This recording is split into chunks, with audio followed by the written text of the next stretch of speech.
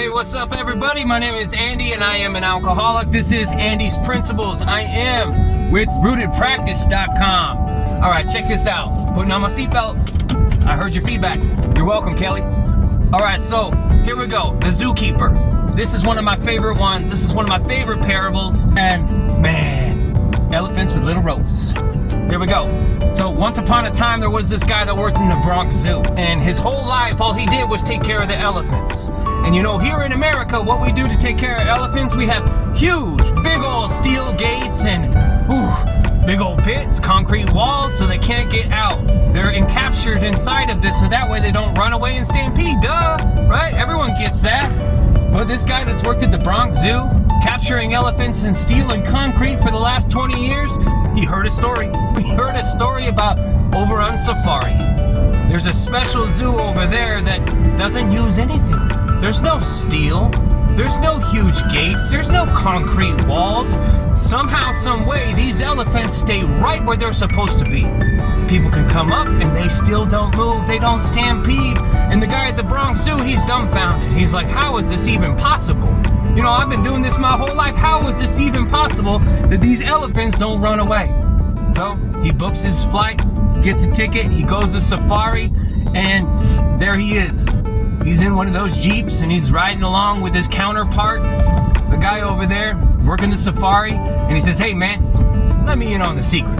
You know, me and you, professional courtesy, let me in on the secret. How is it these elephants, the largest land mammal in the world, don't just run away and do what they want? So the guy, he lets him in.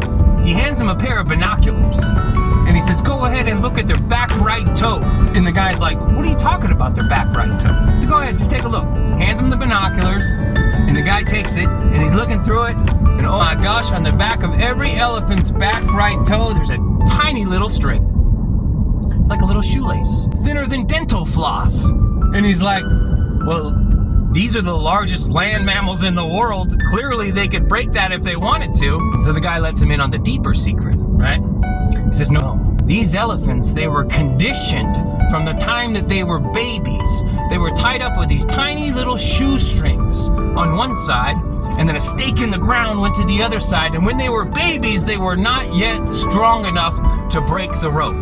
They weren't strong enough, so they couldn't do it. And they learned over time, after failed effort, to just not try anymore. Here they are now, massive, huge elephants. And they got this tiny little shoelace tied to their back right toe. And as soon as it goes on, they know they can't move. They know that in their mind, but is that true? Heck no, that's not true. They have been conditioned to believe that they are limited. And maybe we are too. Just maybe I have limited beliefs, a narrative inside my mind that I've believed in for too long that is not true, and maybe you got that too. Maybe it's time that we question this, that we stand up to ourselves in the mirror and say, what is it that's holding me back? What little rope is tied around my elephant from my youth, from my teenage years, from my years of addiction? What have I grown accustomed to believing that is no longer true, that no longer serves me? I'm ready to break free of that. No more limiting beliefs. No more getting stuck in my own distractions, inside my own narrative, inside my head that I cannot do it. Yes, I can, and so can you.